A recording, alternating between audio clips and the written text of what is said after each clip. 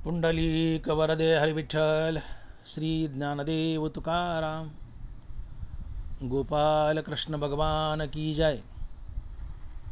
माऊली ज्ञानेश्वर महाराज की जय। जगद्गुरु तुकाराम महाराज की जय। नाम संकीर्तन साधन पैसोपे, जळतील पापे जन्मांतरीची। न लगती सायास जावे वनांतरा, सुखे येतो घरा नारायण। ठाईच बैसोनी करा एक चित्त, आवडी अनंत आळवावा। न लगती सायास जावे वनांतरा, सुखे येतो घरा नारायण। रामकृष्ण हरी विठ्ठल केशवा, मंत्र हा जपावा सर्व काळ। याविन अनिक असता साधन, वाहतसे आन विठोबाची। तुका म्हणे सोपे आहे सर्वाहुनी, तुका म्हणे सोपे आहे सर्वाहुनी। शहाणा तो धनी घेतो येत, न लगती सायास जावे वनांतरा, सुखी येतो घरा नारायण। प्रस्तुत कीर्तनरूपी सेवेसाठी निवडलेला अभंग जगद्गुरु श्री संत तुकाराम महाराज यांचा 6 चरणाचा आणि नामपर प्रकरणातील अभंग आहे।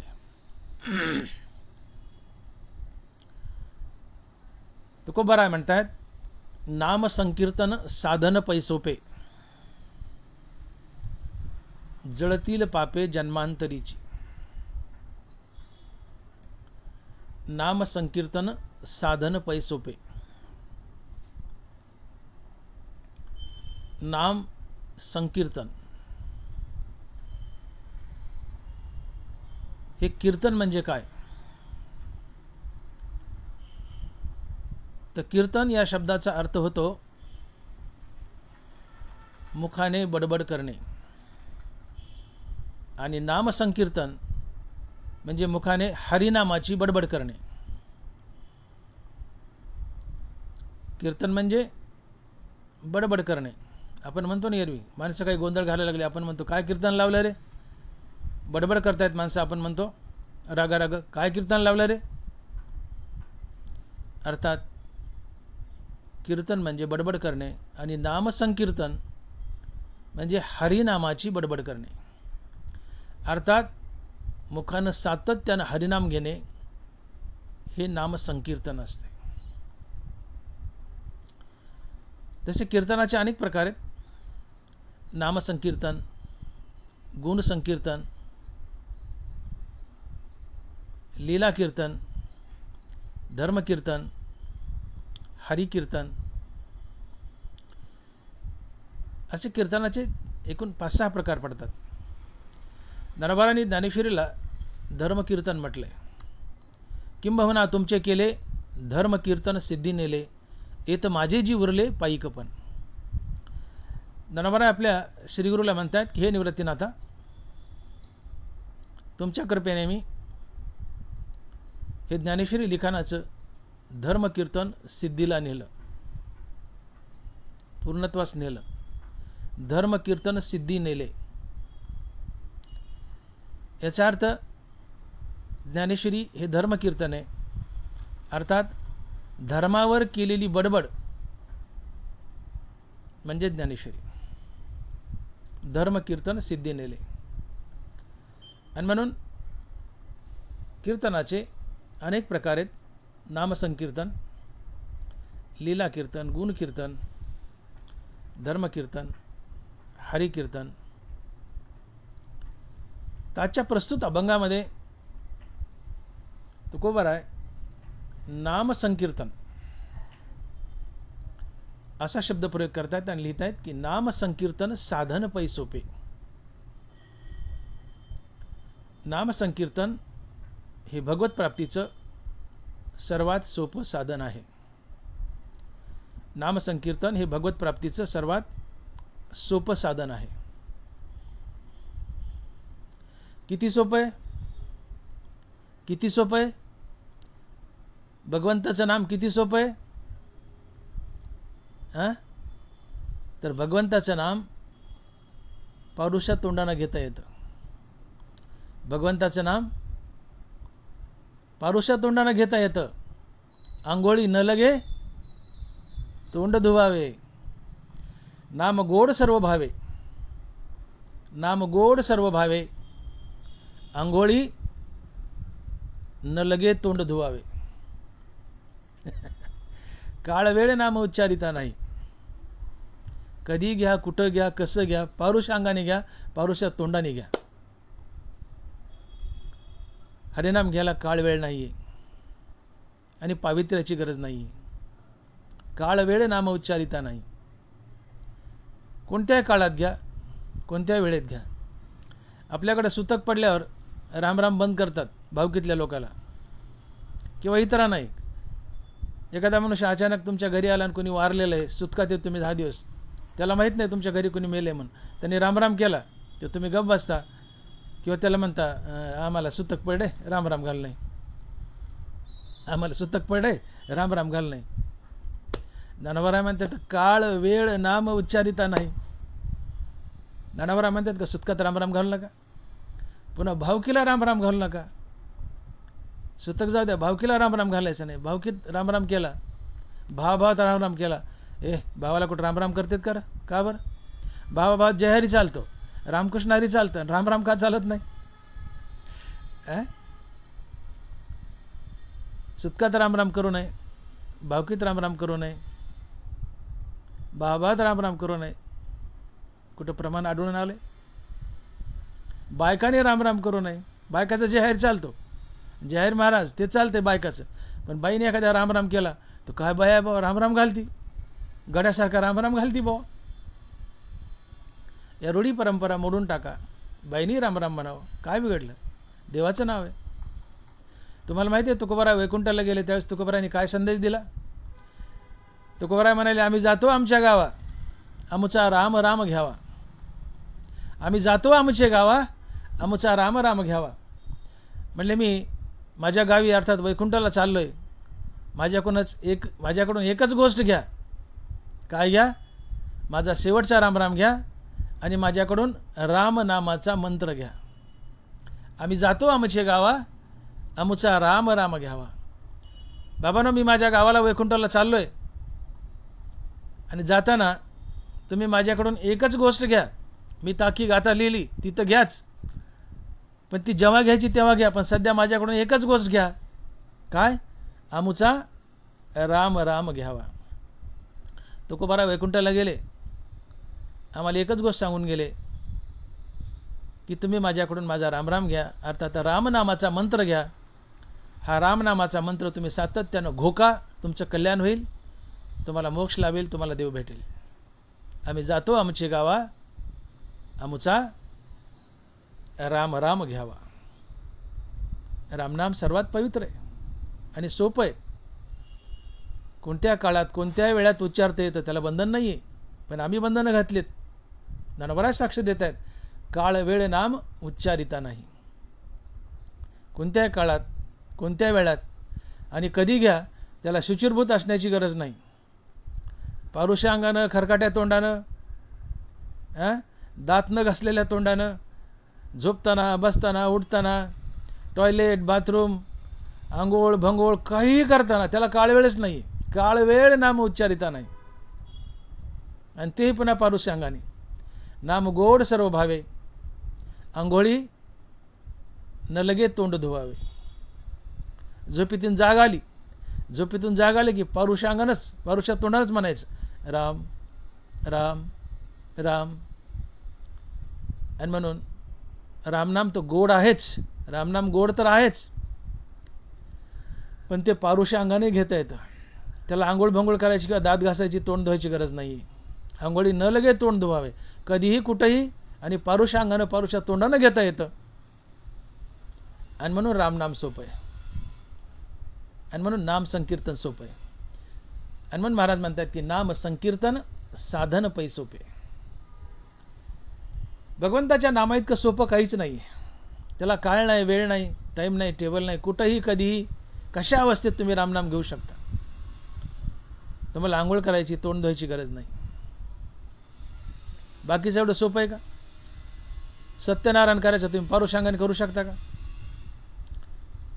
देवपूजा करायची पारुषांगाने करू शकता. चहा प्यायचा आहे पारुषा तोंडाने पिऊ शकता. आता बेरटी आलाय पारुषा तोंडाने प्यायले, पण तरी 99% लोक तोंड धुवूनच चहा पितात. अन्न पाणी सुद्धा पारुषा तोंडाने खात नाहीत. येत नाही पारुषांगाने करू शकता. पोथी वाचायची पारुषांगाने वाचू शकता. ज्ञानेश्वरी वाचायची, पारायण करायचे पारुषांगाने वाचू शकता, करू शकता पारायण. इतर गोष्टीला तुम्ही पाक होण्याची, शुचिर्भूत होण्याची, शुद्ध होण्याची गरज आहे. आंघोळीची गरज आहे, तोंड धुण्याची गरज आहे. नामस्मरणाला नाही. नामस्मरणाला बंधनच नाही, काळ वेळ नाही, आंघोळ भांघोळ नाही, तोंड धुवायचं नाही. कुठंही कधी घ्या, कुठंही रट्टा लावा, रामकृष्ण हरी रामकृष्ण हरी रामकृष्ण हरी. आणि म्हणून हे सोपं आहे. सत्यनारायण घालायचं आहे, मुहूर्त लागतं. नामस्मरणाला मुहूर्त आहे का? कुठं घ्या, कधी घ्या ना, झोपून घ्या, बसून घ्या, निजून घ्या, कसंही घ्या, त्याला मुहूर्त नाही. सत्यनारायण घालायचं, मुहूर्त लागतं, साहित्य लागतं, सुपाऱ्या लागतात, गहू लागतात, गणपतीची मूर्ती लागते, नवरा बायको पूजेला लागतात, ब्राह्मण पूजेला लागतो, आंब्याचे ढगळे लागतात, पाणी लागतं, पंचामृत लागतं, उदबत्त्या लागतात, प्रसाद लागतो, शिरा लागतो. काय म्हणून लागत नाही सत्यनारायणला? आणि त्यात पुन्हा पोथी ऐकायला लोक लागतात, साधुवाण्याची कथा ऐकावी लागते. लोक म्हणतात पोथी संपली का? प्रसादाला चला म्हणले म्हणतात पोथी संपली का? पोथी संपल्यावर येतात लोक. यज्ञ करायचा आहे, हजारो गावाला जेवण घालावं लागतं. अश्वमेध यज्ञात हत्तीच्या सोंडीसारखी तुपाची धार यज्ञात सोडावी लागते. किती खर्च येतो. पारायण करायचं, ज्ञानेश्वरी लागते, स्टँड लागतं. एकटं करा किंवा समुदायात करा, सप्ताहात करा. पूजा करायची, फुलं लागतात, आंघोळ करावी लागते, उदबत्त्या लागतात, काडीपेटी लागते. सप्ताह करायचा आहे, मृदंग लागतो, पेटी लागते, टाळ, चिपळ्या, गायक, वादक, वक्ता, श्रोता, अनेक भानगडीत, अनेक भानगडीत. इतर सगळ्या गोष्टीमध्ये साहित्य लागतं, पैसा लागतो आणि मुहूर्तही लागतं.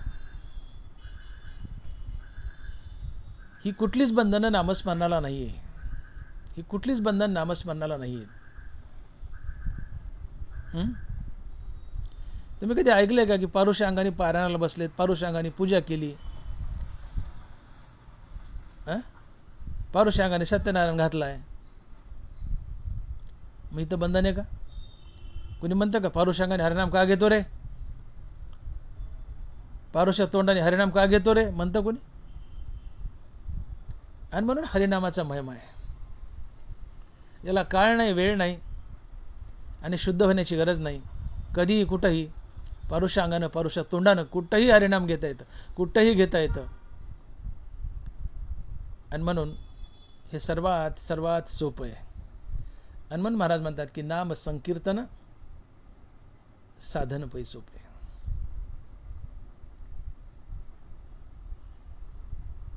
नाम सोपं आहे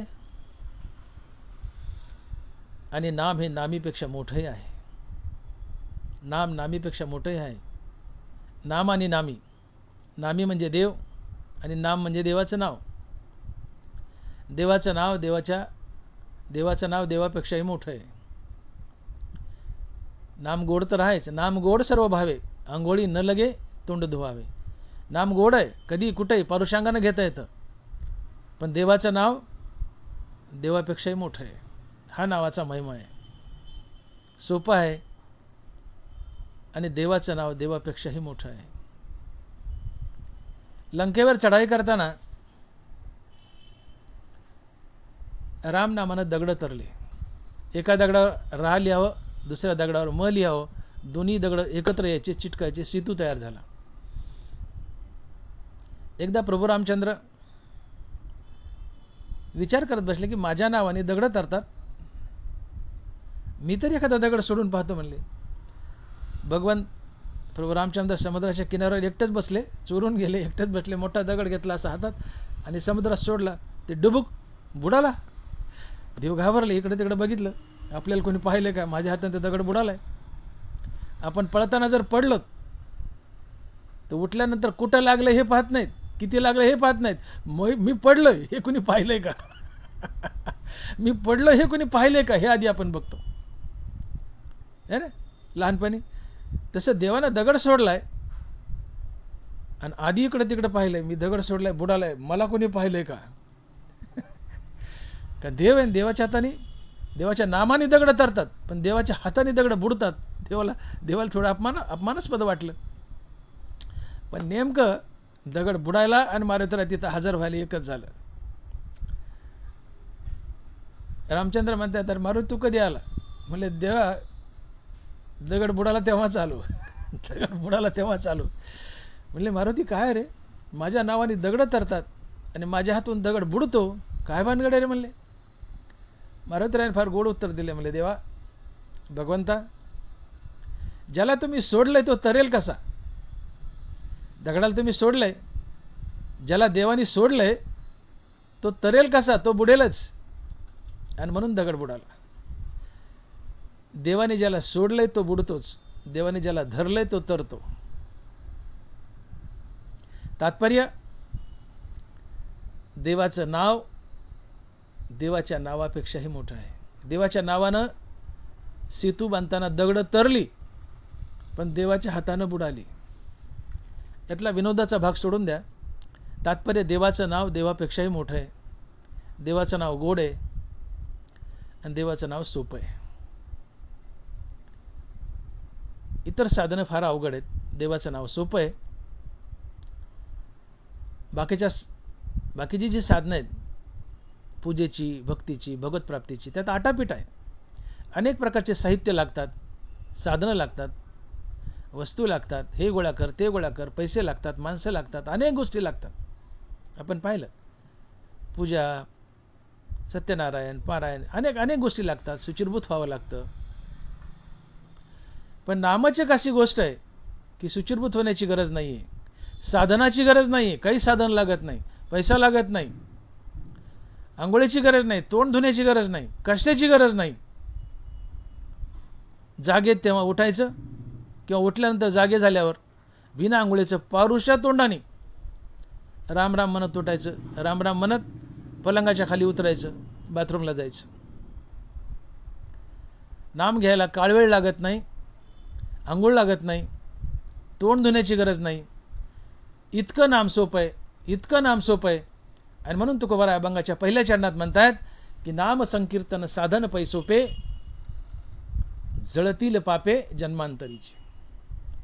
नाम संकीर्तन साधन पै सोपे, जळतील पापे जन्मांतरीचे. नाम सोपं आहे, हरिनाम सोपं आहे. आता तुम्ही बघा, हरिनामाशा इतर जी साधनं आहेत भगवत प्राप्तीची, योग बघा, काय हाल असतात योग्याचे. एका पायावर उभा राहून तपश्चर्या करावं लागते.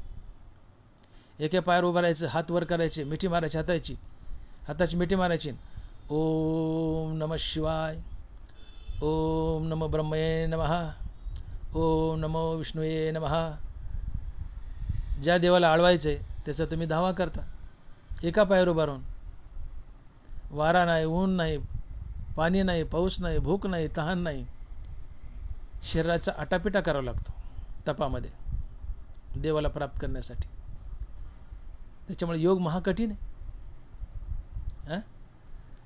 ज्ञानोबा बोलतायत की योग्याला तहान लागली तर त्याने तहानच पिवावी, भूक लागली तर भूकच खावी, वारा भसकत राहावा. तहानच पिवावी, भुकेली भूकच खावी, अवरात्र वावी मावावा वारा. शीत ओढावे, उष्ण पांघरावे, वृष्टीचे असावे घरात. भूक लागली भूकच खायची, तहान लागलं तहानच प्यायची, वारा भसकायचा. थंडी नेसायची, ऊन पांघरायचं, पावसाच्या घरात राहायचं. काय कठीण आहे? शीत ओढावे उष्ण पांघरावे, वृष्टीच्या असावे घरात. आणि मग किती कष्ट आहेत? नरबारा लिहितात की पाय पा लोहाचे चणे बोचरिया पडे खाणे. एखादा बोचरा माणूस आहे, तोंडात दात नाही, आणि त्याला चणे म्हणजे हरभरे दिलेत, आणि ते लोखंडाचे, शेतातले हरभरे नाही, लोखंडाचे हरभरे, जीव जाईल नाही हो. लोखंडाचे हरभरे बोचऱ्या माणसाला चावताना जे कष्ट पडतात तितके योगामध्ये कष्ट पडतात. नामाती कष्ट आहेत का? अजिबात नाही. पण योग साधना फार फार कठीण आहे. डोंगर गिळता मुख न फाटे काय? अहो तोंड आहे किती माणसाचं? मोठं 2-3 इंच, वासून वासून किती इंच होईल? 4 इंच होईल. आणि डोंगर किती मोठा? मग डोंगर जर गिळा म्हणलं एवढ्याशा तोंडात, तर तोंड फाटेल ना. डोंगर गिळताना जे कष्ट होतील आपल्या तोंडाला, टराटरा फाटेल, तितके कष्ट या योगामध्ये. महेंद्रादी पदे करिता ती वाटवदे, रिद्धी सिद्धीची द्वंद्वे पडोनी ठाती. इंद्र आडवा येतो, रिद्धी सिद्धी आडवे येतात, तुम्हाला विषयाकडे खेचून नेतात, लालच दाखवतात विषयाचा. काम क्रोधाची विलग उठावती अनेक. आणि म्हणून योग कठीण आहे. मग किंबहुना पांडवा हा अग्नी प्रवेशू नीच नवा. अग्नीत रोज प्रवेश जर केला तर मनुष्य जगेल का? किती घातक आणि किती अवघड आहे. तसा योग म्हणजे रोज अग्नीमध्ये प्रवेश करणे. आणि म्हणून योगानं काय अधिक मिळतंय नामस्मरणापेक्षा? असं काहीच नाही. दनबरा म्हणतात की वांचून योगाचे निबळे अधिक काही मिळे, ऐसे नाही आगळे कष्टाची तया. योगानं अधिक काही मिळते तुम्हाला नामस्मरणापेक्षा? अजिबात नाही, उलट कष्ट पडतात. म्हणून योगाच्या वाटा जे निघाले का सुबटा, त्या दुःखाचाची वाटा भागा आला. योगाच्या वाटाने जे गेले त्यांच्या नशिबी दुःखच आलं, हालअपेष्टाच आल्या. आणि म्हणून योग साधना हे अष्टांग योग वगैरे वगैरे जे जे काय असतील, महाकठीण आहेत, महाकष्टदायी आहेत. याच्या नादाला लागू नका. आणि मग ज्ञानवराच लिहितात की अष्टांग योगे न शिनिजे, यम नियम न कीजे राया न कीजे रया, वाचा गीत गायजे वाचा गीत गायजे. अष्टांग योगे न शिनिजे. अष्टांग योग वगैरे अशा भानगडीत शिनूच नका. वाचेनं गीत गा, वाचा गीत गायजे वाचा गीत गायजे. हे गीत म्हणजे पिक्चरचं गीत नाही, हे गीत म्हणजे हरिनामाचं गीत. तुम्ही यम नियम ही योग साधना याच्या नादाला लागू नका. कलियुगी उद्धार हरीच्या नामे. कलियुगात सगळ्यात सोपं जर काय असेल तर हरेर नाम केवलम. सगळ्यात सोपं जर काय आहे तर ते भगवंताचं पवित्र नाम. त्याला कुठला काळ नाही, वेळ नाही, त्याला कुठलं कष्ट नाही आहे, त्याला आंघोळ करायची गरज नाही, तोंड धुवायची गरज नाही. आणि म्हणून कलियुगामध्ये भगवंताच्या प्राप्तीसाठी सर्वात सुलभ आणि सर्वात सोपं साधन जर काय असेल तर ते आहे नामसंकीर्तन, अर्थात भगवंताचं पवित्र नाम. आणि म्हणून तुकोबाराय म्हणतायत की नाम संकीर्तन साधन पै सोपे, जळतील पापे जन्मांतरीची. भगवंताचं नाम सोपं आहे आणि भगवंताच्या नामानं तुमची पापं जळतात. नाम संकीर्तन साधन पै सोपे, जळतील पापे जन्मांतरीची. नाम सोपं आहे आणि नामानं तुमची पापं जळतात. आता इथं थोडा गुंता आहे. तुकोबाराय म्हणतात की जळतील पापे जन्मांतरीची. बरेचसे वक्ते, बरेचसे महाराज लोक या जन्मांतरीचा असा अर्थ घेतात की जन्माजन्माची, अनेक जन्माची पापे जळतात. जळतील पापे जन्मा अंतरीची शब्द नीट बघा. जळतील पापे जन्मांतरीची, याला फोडा थोडं. जळतील पापे जन्मांतरीची, याला फोडा. जळतील पापे जन्मा अंतरीची, म्हणजे फक्त याच जन्मातील, मागच्या नाही. या जन्मात घेतलेल्या हरिनामानं या जन्मातली पापं जळतील. पण या जन्मात जर हरिनाम घेतलं आणि याने जर मागच्या जन्मातली सगळीच पापं जळाली, तुम्हाला संचित शिल्लक राहणार नाही. पाप रूपानं संचित शिल्लक राहणार नाही. मागच्या जन्मातली सगळीच पापं जळाली तर राहील तेवढं पुण्य राहील. तुम्ही या जन्मात नाम घेतायत आणि जळतील पापे जन्मांतरीची, याचा जर असा अर्थ काढा की मागच्या सगळ्या जन्मातली पापं जळतात, तर तुम्ही या जन्मात हरिनाम घेतलं, मागच्या जन्मातली सगळी पापं जळाली, तर पाप रूपानं संचित संपलं, उरलं ते पुण्य. मग तुमच्या पदरी नुसतं पुण्य, तुम्हाला काय गती लाभल?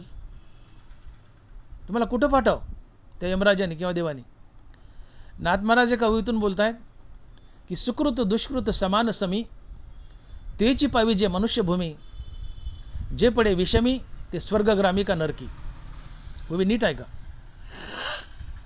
सुकृत दुष्कृत समान समी, तेची पावी जे मनुष्यभूमी, जे पडे विषमी ते स्वर्गग्रामी का नरकी.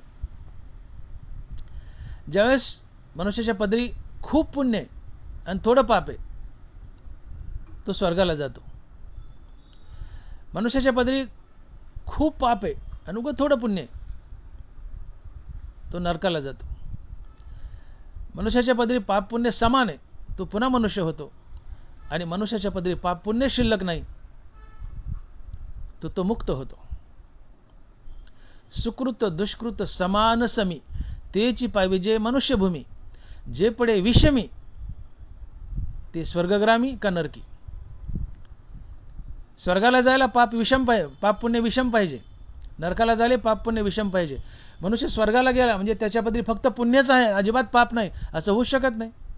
एखादा मनुष्य स्वर्गाला गेलाय, स्वर्गाला जातो पुण्याच्या बळावर, पण काही ना काही नगभर पाप शिल्लक असतं, काहीच पाप नाही आहे.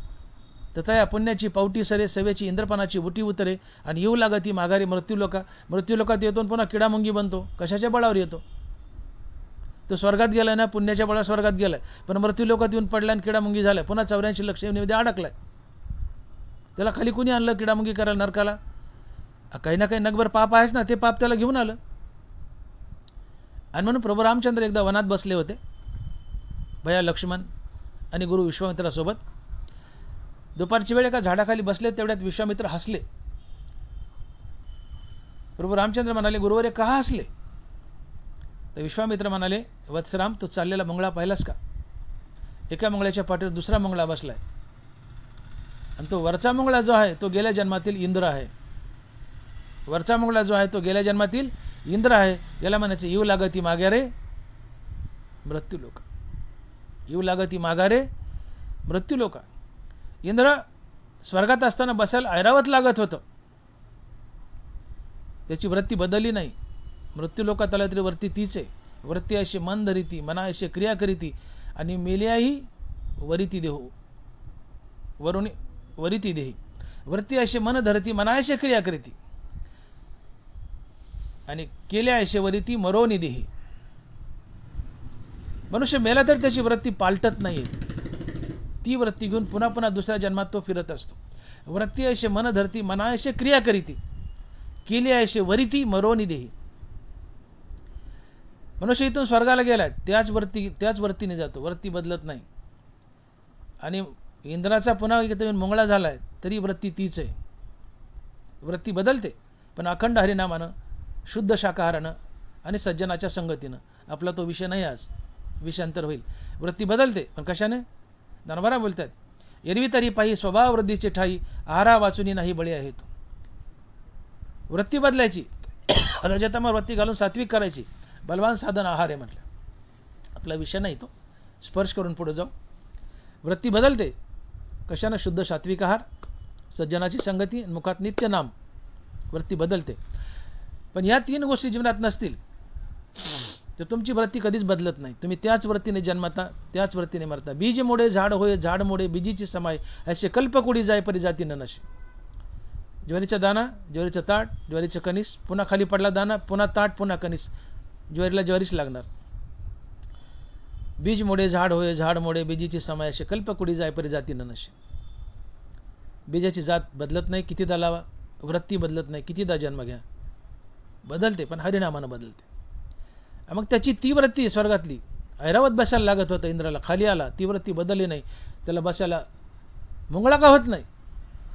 राहिला ऐरावत म्हणून मुंगळा का होत नाही, पण बसायला काहीतरी लागतंय. ते वरचा बसलेला मुंगळा गेल्या जन्मातला इंद्र आहे म्हणले. मग हा इंद्र पुण्याच्या बळावर स्वर्गाला गेला, नुसत्या पुण्याच्या बळावर. तर खाली मृत्यू लोकात येऊन पडलाय पुण्य संपल्यावर आणि मुंगळा झालाय. त्याला मृत्यू लोकात आणलं कोणी? त्याच्या पदरी असलेल्या थोड्याफार पापांनी. कारण उभी नीट आहे का? सुकृत दुष्कृत समान समी तेची पाहिजे मनुष्यभूमी, जे पडे विषमी ते स्वर्गग्रामी का नरकी.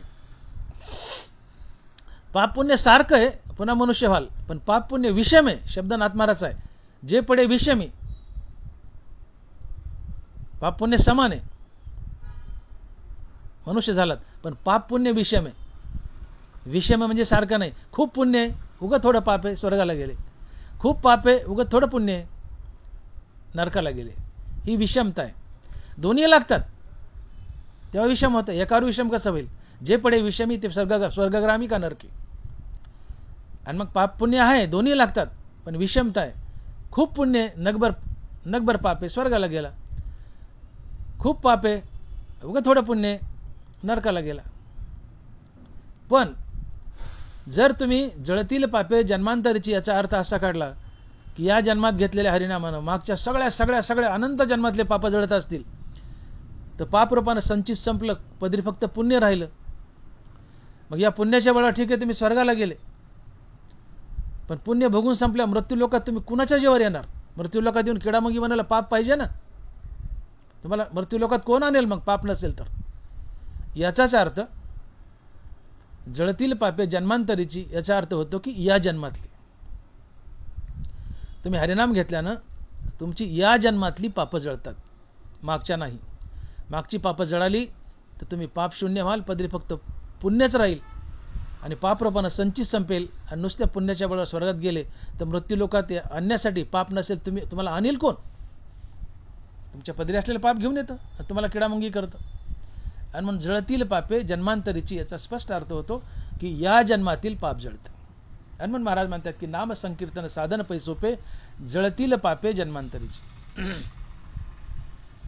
तुमचं पाप जळून खाक होतं. तृण अग्निमेळे समरस झाले तैसे नामे केले जपता हरी. 10-20 गंजी आहेत, त्याला पेटायला काय 10-20 खंडे अग्नी लागतो का? एक काडी फेकली गंजीवर की ती गंज भडका पेटत जातो, सगळ्या गंजी पेटतात. एका रामानं पापाच्या गंजीच्या गंजी ढिगलच्या ढिगल जळतात. पापाचे कळप पळती पुढे. रामनामात एवढी ताकद आहे. कोट्यावधी यज्ञाचं पुण्य एकड आणि एकदा राम म्हणल्याचं पुण्य एकड, इतकी रामनामात ताकद आहे. कोट्यावधी यज्ञाचं पुण्य एकड आणि एकदा राम म्हणल्याचं पुण्य एकड. एका रामनामाने एवढं पुण्य, तर एका रामनामाने पापाचे डोंगरच्या डोंगर जळतात. एका रामनामानं अगणित पुण्य, तसं एका रामनामानं अगणित पाप जळतं. पापाचे कळप पळती पुढे. तुम्ही पाप शून्य होता. मग रामनामानं पाप जळालं आणि सत्कर्म करतायत, त्यातून पुण्य जन्माला येते, ते भगवंताला अर्पण करा. जीवन पाप पुण्यरहित होईल, श्रीगुरु शोधत येईल, मुक्त व्हाल. ऐसी कर्म साम्य दशा होय तिथं विदेशा, मग श्रीगुरु अपेसाची भेट आहे. जीवनात पापही नाही पुण्य नाही, हरिनामानं पाप करायचं नाही. जे काय पाप या जीवनात घडले ते हरिनामानं जाळून टाकले. पुण्य केले ते ईश्वराला अर्पण केले, जीवन पाप पुण्य रहित झालं. याला कर्मसाम्य दशा म्हणतात ज्ञानोबा. माऊली लिहित आहेत की ऐसी कर्मसाम्य दशा होय ते विदेशा, मग श्रीगुरु अपेसा भेटेची का येऊनी फळाचा घडू, पारुशली किळीची वाढू, श्रीगुरु भेटो आणि करी पाडू बुभुत्सू जैसा. बुभुत्सू म्हणजे मुमुक्षू. मुमुक्षूला श्रीगुरु स्वतःहून भेट देतो. जीवन पाप पुण्य रहित करा, श्रीगुरु शोधत येतो, तुम्हाला मुक्त करतो. आणि म्हणून नामस्मरण एक अशी ताकद आहे. एक तर ते सोपं आहे, गोड आहे, त्याला काळवेळ नाही. कुठंही घ्या, कसंही घ्या, बिना आंघोळीचं घ्या, पारुशा तोंडाने घ्या, कसं घ्या, म्हणून ते सोपं आहे. आणि त्यांनी तुमची या जन्मातली सगळी पापं जळतात. आणि म्हणून महाराज म्हणतात की नाम संकीर्तन साधन पैसोपे जळतील पापे जन्मांतरीची. या जन्मातली सगळी पापं जळतात. ही पापं किती प्रकारची असतात, थोडा त्यावर प्रकाश टाकणं आवश्यक आहे. पापाचे अनेक प्रकार आहेत. जशा शाखा उपशाखा असतात, तसं पाप उपपाप, महापाप अशी पापाचे अनेक प्रकार आहेत. महापाप एकूण 5 प्रकारचे आहेत. ब्रह्महत्या, सुरापान, स्थेय, गुरुवांगनागमन. ब्रह्महत्या म्हणजे एखाद्याचा खून करणे. स्थेय म्हणजे सोन्याची चोरी करणे. सुरापान म्हणजे दारू पिणे. गुरुवांगनागमन म्हणजे गुरुच्या पत्नीसोबत भोग घेणे. ही 4 महापाप आणि या 4ही महापापाला मदत करणे हे 5वं महापाप. तुम लढो हम कपडे सांभाळते. तुम लढो हम कपडे सांभाळते. एखाद्याला हापडथापड केली, हाणलं मारलं, शिवीगाळ केली, पाप आहे. पण डायरेक्ट खूनच केला, महापाप आहे. पैसे चोरले, पाप आहे. पण सोनं चोरलं, महापाप आहे. मटण खाल्लं अर्थात मांस खाल्लं, पाप आहे. दारू पिलं, महापाप आहे. परस्त्री भोगली, पाप आहे. पण गुरुची पत्नी भोगली, महापाप आहे. आणि या 4ही गोष्टीला मदत केली, हे 5वं महापाप आहे. पण पैसे चोरणं पाप आहे, पण सोनं चोरणं महापाप आहे. शिवीगाळ करणं, हाणामारी करणं पाप आहे, पण खून करणं महापाप आहे. मटण खाणं पाप आहे, पण दारू पिणं महापाप आहे. देवाने दारू मटणाच्या पुढे नेली, मटणाला पापात ठेवले, दारूला महापापात ठेवले. आणि म्हणून नाथ महाराज भागवतात म्हणतात की मांस खाणाऱ्याला नरकाशिवाय गती नाही आहे. आवडी खावया मांसा या स्वर्गाची आसा, जे करीती पशुहिंसा त्या पुरुषा अधपतन नरकवास. मांस खाणाऱ्याला नरकाशिवाय गती नाही आहे. मांस खाणारा मनुष्य नरकालाच जातो, नरकालाच जातो. आवडी खावया मांसा या स्वर्गाची आसा, जे करीती पशुहिंसा त्या पुरुषा अधपतन नरकवास. नाथ महाराज भागवतात लिहित आहेत. मटण खाणारा नरकालाच जातो. मटण खाणं पाप आहे, दारू पिणं महापाप आहे. तेही 5 महापाप आहेत. कुणाचा खून करणे, दारू पिणे, सोन्याची चोरी करणे, गुरुची पत्नी भोगणे आणि या 4ही महापापाला मदत करणे ही एकूण 5 महापाप आहेत. मग पाप आपण पाहिलं, हाणामारी करणे, शिवीगाळ करणे पाप आहे. पैसा चोरणं पाप आहे. मटण खाणं पाप आहे. परस्त्री भोगणं पाप आहे. पाप तया नाव परदारागमन. पाप ते परधन अपहार. पाप तया नाव न जाणीता रीत, भलतेची उन्मत्त करी सदा. परद्रव्य परिणामाचा अभिलाष करणं पाप आहे. पुण्य परोपकारा पाप ते परपीडा. परोपकार करणं हे पुण्य. कुठल्याही रूपानं समोरच्याला पीडा करणं हे पाप आहे. मग कुठल्याही रूपानं तुम्ही पीडा केली, हाणलं मारलं, शिवीगाळ केली, कुणाची जायदाद लुटली, काही कुठाने केले आणि तुमच्या कृतीतून समोरच्याला पीडा झाली की ते पाप आहे. पाप ते परपीडा. पुण्य परोपकारा पाप ते परपीडा. कुठल्याही स्वरूपात परोपकार केला पुण्य, कुठल्या स्वरूपात परपीडा केली हे पाप आहे. तुकोबारांनी पुण्य आणि पापाची केलेली व्याख्या. पुण्य परोपकारा पाप ते परपीडा. आणि म्हणून ही महापाप, पाप, काही उपपाप. कीर्तनातून चपला चोरल्या, उपपाप. काही पट्टे चपला चोरायला येतात कीर्तनात, ऐकायला नाही, चोरायलाच येतात. कीर्तनातून चपला चोरल्या, कोणाचे कपडे वाळू घातले, दोरीवर हाणले बाहेरच्या बाहेर. बरेचसे लोक जिन्यातून वर चढून घरातले चपला चोरून येतात. किरकोळ हे बारीक सारीक चोऱ्या, भुरट्या चोऱ्या हे उपपाप आहेत. असे पापाचे पाप, उपपाप आणि महापाप असे 3 प्रकार पडतात. आणि हे 3ही पाप रामनामानं, भगवंताच्या नामानं भस्मसात होतात, परंतु या जन्मातली. आणि म्हणून तुकोबारा म्हणतात की जळतील पापे जन्मांतरीची. तुम्ही पापमुक्त व्हाल. नाम सोपत आहेच आहे. नाम घेण्यासाठी काळ वेळ लागत नाही. कधी घ्या, कुठं घ्या, बसून घ्या, उठून घ्या, झोपून घ्या, निजून घ्या, कसं घ्यायचं घ्या, कुठल्या अवस्थेत घ्या. त्याला काळ नाही, वेळ नाही, आंघोळ नाही, भंगोळ नाही, तोंड धुवायची गरज नाही, कधी घ्या. नाम गोड सर्व भावे, आंघोळी न लगे तोंड धुवावे. कधी घ्या, कुठं घ्या, पारुषांगानं घ्या, पारुषा तोंडानं घ्या. आणि म्हणून नाम सोपं आहे आणि नामाने तुमची सर्व पापही जळतात. आणि म्हणून नाम घेण्यासाठी कुठं वनात, जंगलात, डोंगरात, खोंगरात, गुहेत कुठंही जायची गरज नाही. तुम्ही तुमच्या घरात बसल्या जागेवर नाम घेऊ शकता. इतकं नाम सोपं आहे. हे अभंगाच्या 2ऱ्या चरणात महाराज म्हणतात की न लगती सायास जावे वनांतरा, सुखे येतो घरा नारायण. न लगती सायास जावे वनांतरा सुखे येतो घरा नारायण.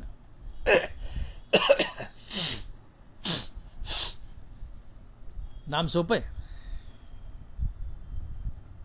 आणि सोपं असून ते घेण्यासाठी कुठंही जाण्याची गरज नाही. ना वनात ना डोंगरात ना खोंगरात. तशी वनच राहिली नाही. लोकांनी वनं तोडून टाकले, डोंगर पोखरले JCBने. डोंगर राहिले नाही. आता आहेत अजून थोडेफार, काही दिवसात ते राहतात का नाही कोणास ठाऊक. डोंगर गेले, झाडं गेले, कसा पाऊस पडावा. झाडं मोसमी वारे अडवतात, डोंगर मोसमी वारे अडवतात, पाऊस पडतो. वृक्षतोड व्हायली, डोंगर घरकामाला मुरुम, सडकाला मुरुम, डोंगर संपायले, झाडं संपायले. जुन्या काळी ब्रह्मचर्य आश्रम, गृहस्थ आश्रम, वानप्रस्थ आश्रम आणि संन्यास आश्रम. 50 वर्ष वय झालं की वानप्रस्थात वनात जायचं आणि हरिभक्ती करायची. 75च्या पुढे संन्यास घ्यायचा. आता वनच राहिली नाही, डोंगर राहिले नाही. डोंगर आहेत थोडे अजून, पण वन तर राहिलेच नाही, बिमोड झालं आहे. चित्रात वनं पाहावी लागतात. त्यामुळं आता वनात आणि डोंगरात जायचा प्रश्न नाही, ती राहिलीच नाही आहेत. मग आणि जरी असती वन आणि डोंगर जरी असती तर महाराज तेच सांगतायत की न लगती सायास जावे वनांतरा सुखे येतो घरा नारायण. वन नाही आहेत ठीक आहे, पण वन असती तरी वनात जायची गरज नाही. नाम सोपं आहे, ते घेण्यासाठी कुठं जायची गरज नाही. तुम्ही तुमच्या घरात बसूनच हरिनाम घ्या. वनात डोंगरात जायचं सायास अजिबात करू नका. तुम्ही घरात बसून हरिनाम घ्या. हरिनाम सोपत आहे आणि ते घेण्यासाठी कुठं जाण्याची गरज नाही. आपल्या घरात बसून घ्या. हनुमान महाराज म्हणतात की न लगती सायास जावे वनांतरा सुखी येतो घरा नारायण. का बरं? तुम्ही तुमच्या घरात बसून देवाचं नाव घेतायत, रामनाम घेतायत. तुम्हाला वनात जायची गरज नाही. महाराजांनी स्पष्ट सांगितलं की वनात जायची गरज नाही. घरात बसून घ्या. नाम घेण्यासाठी कुठल्या कष्टात पडू नका. न लगती सायास, सायास म्हणजे कष्ट. वनात डोंगरात जायचे कष्ट लागत नाहीत. घरात बसूनच नाम घ्या. इतकं सोपं आहे ते. घरात बसल्या बसल्या घ्या. आणि घरात बसल्या बसल्या नाम घेतलं तर साधन आहे, सुखे येतो घरा नारायण. तुम्ही घरीच नाम घ्या. याचा परिणाम काय होतो? तो मोठ्या आनंदानं नारायण परमात्मा, भगवान विष्णू, भगवान श्रीकृष्ण तुमच्या घरी चालत येतो. सुखे येतो घरा नारायण. काय कोरिलेशन याचं नाम घेण्याचं नारायण घरी येण्याचं? अर्थात ते संबंध काय की तुम्ही घरात बसून रामनामाचा जाप करतायत आणि रामप्रभू तुमच्या घरी येतात तेही सुखानं. याचं कारण आहे देवभक्तीचा लालचावलेला आहे, देवभक्तीचा वेडा झालेला आहे. वेडा झाला लालचावला भक्तीसी. श्री संत जनाबाई. देवाला आपल्या नावाचं वेड आहे. देव नावाला लालचावलेला आहे. जिथं देवाच्या नावाचा गजर चालू आहे तिथं देव हजर आहे. माझे भक्त गाती जिथे नारदा मी उभा तिथे. देवाला आपल्या नावाचे डोहाळे लागलेले असतात. हो. मी एक वेळी वैकुंठी नसे, भानुबिंबीही न दिसे, वरी योगियांची मानसे उमरडून जाय, परी तयापाशी पांडवा मी हरपला गिवंसावा, जेत नाम घोषी बरवा करीती ते माझा. भगवान कृष्ण अर्जुनाला म्हणतात की अर्जुना मी एक वेळेस वैकुंठात नसेल, सूर्याच्या तेजात नसेल, योग्याच्या ध्यानात नसेल, पण तिथं मात्र जरूर असेल की जिथं माझं जय जय रामकृष्ण हरी भजन चालू आहे. माझी भक्त गाती जिथे नारदा मी उभा तिथे. मी एक वेळे वैकुंठी नसे, भानुबिंबी न दिसे, वरी योगियांची मानसी उमरडून जाय, परी तयापासी पांडवा मी हरपला गिवंसावा, जेत नाम घोष बरवा करीती माझा. अर्जुना तुला कधी वाटलं की देवाला शोधाव, देव हरपला आणि देवाला शोधाव, तर तुला कायमचा पत्ता सांगतो. मला तिथं शोध. कुठं? जेत नाम घोषी बरवा करीती ते माझा. मी कुठे हरपलो तर जिथं नामघोष चालू आहे तिथं नक्की सापडेल. तयापाशी पांडवा मी हरपला गिवंसावा, जिथं नाम घोषू बरवा करीती ते माझा. अर्जुना तुला वाटलं की देव हरपलाय, सापडा नाही देव, तुला पत्ता सांगून ठेवतो. तुला वाटलं ना कृष्णाला शोधायचंय, एका पत्त्यावरचा मी नक्की सापडेल जिथं माझा नामघोष चालू आहे, जय जय रामकृष्ण हरी भजन चालू आहे तिथं मी काठी घेऊन उभा असतो. देव आपल्या नामापाशी उभा असतो. निजल्याने गाता उभा नारायण बैसून कीर्तन करीता डोले. तुम्ही झोपलायत संध्याकाळी पडल्या पडल्या अंथरुणावर रामकृष्ण हरी जाप चाललाय. तो राम तो कृष्ण तुमच्या उशाला उभा असतो. आणि आता तुम्ही उठून बसलायत आणि रामकृष्ण हरी जाप करतायत. तो रामकृष्ण तुमच्या उशाला बाजूला नाचत असतो. निजल्याने गाता उभा नारायण बैसून कीर्तन करीता डोले. तात्पर्य देव आपल्या नामापाशी उभा आहे. देव आपल्या नामाचा वेडा आहे. भक्तीला लालचावलेला आहे. आणि म्हणून तुम्हाला देवाचं नाव घेण्यासाठी कुठं जंगलात डोंगरा खोंगरात वनात जायची गरज नाही. आपल्या घरातच बसल्या जागी राम राम म्हणत राहा. देव तुम्हाला शोधत येतो. का तर देव आपल्या नामाचा वेडा आहे. देव आपल्या नामाला लालचावलेला आहे. आणि म्हणून तुकोबाराय म्हणतात की न लगती सायास जावे वनांतरा सुखे येतो घरा. सुखे येतो घरा नारायण. काय येतो? सुखे येतो घरा नारायण. काय येतो? भक्तीचा वेडा आहे, नामाचा वेडा आहे. त्याला काही नको. थोर प्रेमाचा भुकेला हाची चलावले हाची दुष्काळ तयाला. प्रेमाचे साकड आमचे घरी हाची दुष्काळ तयाला. थोर प्रेमाचा भुकेला हाची दुष्काळ तयाला. तुकोबाराय धनबारा म्हणतात प्रेमाचे साकड आमचे घरी. देव म्हणतो माझ्या घरी फक्त प्रेमाचं साकड आहे. प्रेमाची अडचण आहे, प्रेमाचा दुष्काळ आहे. माझ्याजवळ सगळं आहे पण माझ्यावर प्रेम करणारे फार कमी आहेत. जे कोणी माझ्याकडे येतात काही मागण्यासाठी येतात, मला प्रेम देण्यासाठी येत नाहीत. आणि म्हणून भक्तीमध्ये देवाला काही मागू नका, देवावर प्रेम करा. आणि देवावर प्रेम करणं म्हणजे त्याचं आवडीनं नाम घ्या. आपल्या नामाचं आपल्या भक्तीचं देवावर ऋण करा आणि देवाचं दिवाळं काढा. तुकोबाराय बोलतात की दिवाळखोर नारायण यावरी बहुताचे ऋण. इतकं नाम घ्या देवाचं की देवावर ऋण होईल, आपल्या ऋणात देव दबेल. देवाचं इतकं नाव घ्या की आपल्या नामस्मरणाचं देवावर ऋण करा. ते ऋण फेडण्यासाठी देवाला चालत तुमच्या घरी यावं लागतं. जिवंतपणी आणि मेल्यावरही देवाने आम्हाला शब्द दिलाय, पण नित्य सेवेला मी निदानी सेवकू होय. ते ऋण वैपन देखोनी अंगी मी आपुल्याची उत्तीर्णत्वा लागी भक्ताची तनुत्यागी परिचर्या करी. तुम्ही माझं नाव घ्या निस्वार्थपणानं. माझ्यावर नामस्मरणाचं ऋण करा. मी नामाचा भुकेलेला आहे, प्रेमाचा भुकेलेला आहे. तुम्ही जितकं नामस्मरण घ्याल मी तितकं तुमच्याकडे खेचले जाईल. तुमच्या घरात स्वतः चालत येईल. का तुम्हाला नामाची आवड आहे. हे नाम मला खेचून तुमच्या घरी आणील. जिवंतपणे तर मी तुमची सेवा करेल, पण मरताना आणि मेल्यावरही सेवा करेल. मरतानाही सेवा करेल. ते ऋण वैपन देखोनी अंगी आपुल्याची उत्तीर्णत्वा लागी मी भक्ताच्या तनुत्यागी परिचर्या करी. अखंड नामस्मरण घ्या. देव नामाचा वेडा आहे. या नामस्मरणाच्या आकर्षणानं देव तुमच्याकडे खेचल्या जातो, तुमच्या घरी चालत येतो. देव आपल्या नामस्मरणापाशी उभा राहतो. जिवंतपणे तो तुमची सेवा करतोच. जिवंतपणे तो तुमची सेवा करतो, पण मरतानाही तुमची सेवा करतो आणि तुम्हाला मोक्ष देतो. आणि म्हणून न लगती सायास जावे वनांतरा सुखी येतो घरा नारायण. नारायणाचं नुसतं नाम घ्या. तो स्वतःहून सुखानं आनंदानं तुमच्या घरी चालत येतो. का? तो नामाचा वेडा आहे. नामाची त्याला आवड आहे. आणि म्हणून तुकोबाराय म्हणतात की देव भाग्य घरा येती संपत्ती त्या सगळा. एकटा येत नाही, भाग्य संपत्ती घेऊन येतो आणि घरातून मग तुमच्या हृदयात प्रवेश करतो. तुका म्हणे ते शरीर घर भंडार देवाचे. तुम्ही नाम घ्या. नामाच्या आकर्षणानं देव घरात येतो, संपत्ती आणि भाग्य घेऊन येतो.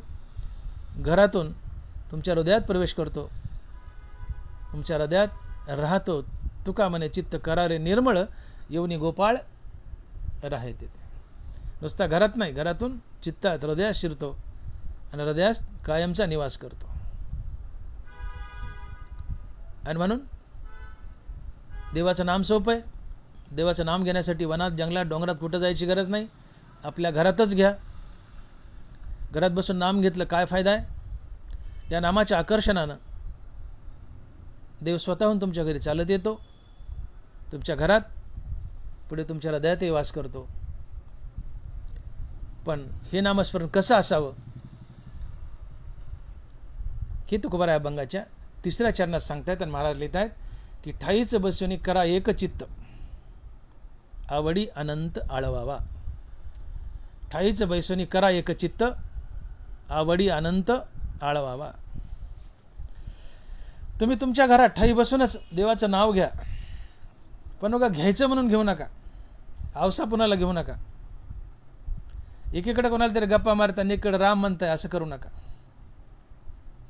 चित्त कुठेतरी वाऱ्यावर भटकत आहे, बाहेर कुठेतरी चित्त धावले कशामध्ये तरी, व्यवहारात, व्यापारात, पैशा पाण्यात, वस्तूत, आणि इकडे नाम बी चालू आहे.